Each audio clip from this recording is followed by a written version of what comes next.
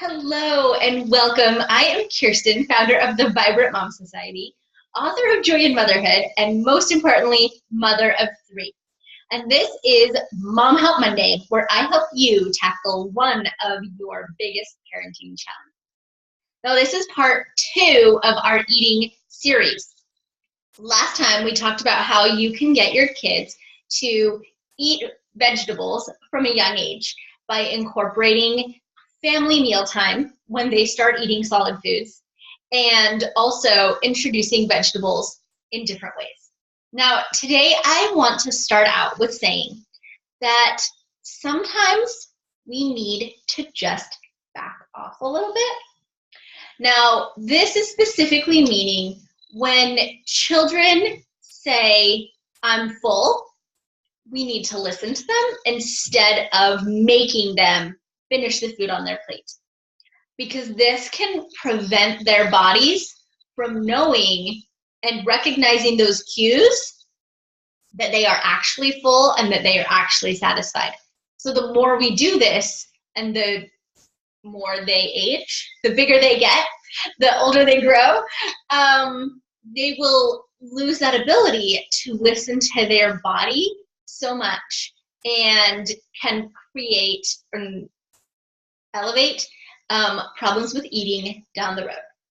So one of the things that we do at our house is to say, if they say that they're full, we say, "Okay, that's fine, but just so you know, you will not get any more snacks or food until the next mealtime." And when we do this, the response is either usually, "Okay, that's fine," or "Wait a minute, nope, I'm still hungry." And so it can eliminate their need to just get down because they want to go and play, or there's them saying that they're done just so that they can have a dessert or something like that. So that is one of the things that I wanted to clear up and get out straight at the beginning. Now, second thing is that sometimes their bodies are not going to want those vegetables. Sometimes they're not going to want fruit. Sometimes they won't want grains. Sometimes they'll eat only fruit and only vegetables. And our bodies, the younger we are, tend to know what we need the most. And so when we let them listen to that, instead of saying, "You must eat all of this, the grain and the dairy and the fruit and the vegetable for every meal," they are not able to listen to their cues that their bodies are giving them. And so you can think of it as like a big pie. Sure. As long as throughout the week and throughout the day they are getting a variety of foods, then it's not as important over like the specific meal, right?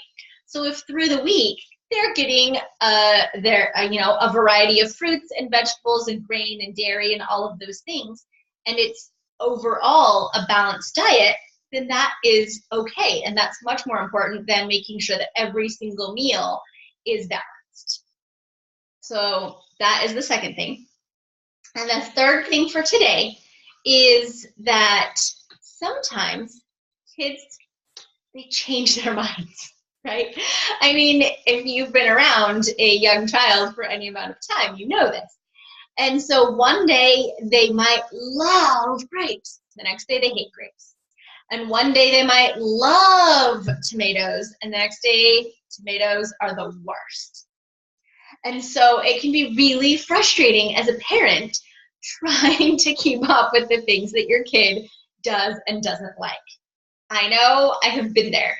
And if you have more than one child, keeping track of what each person likes each day can be exhausting.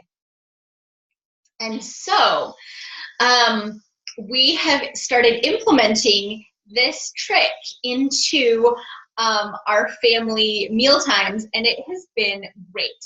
And I did not come up with this idea on my own. I heard about it from Jon Acuff, and he is a parent and also a speaker and an author.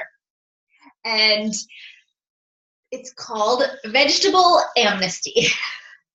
And in it, he just kind of outlines the principle that each person, doesn't have to be a child, it could be a person, gets one vegetable that they don't have to eat, ever.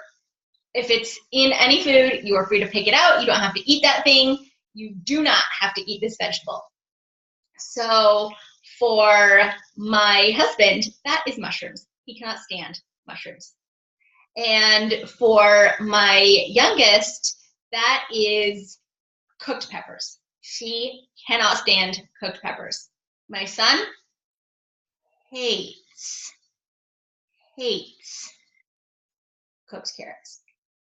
And my other daughter, she does not so much like cooked broccoli, like won't go near it. Okay.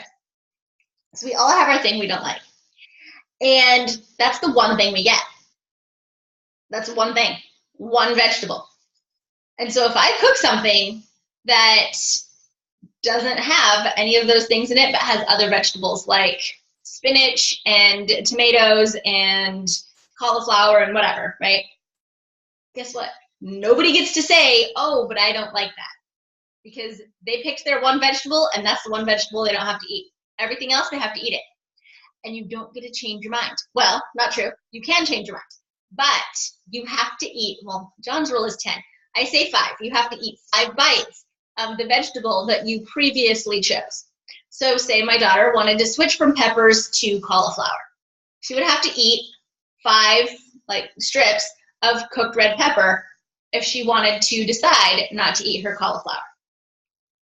And since we have been implementing this in our house, it has been amazing how many more vegetables my kids will actually eat and not complain about. Because while they do like a variety of them, their whims of the day make it much more complicated for me to buy foods. And so usually we'd be stuck with tomatoes and raw carrots and cucumbers. And that is not a great variety, right?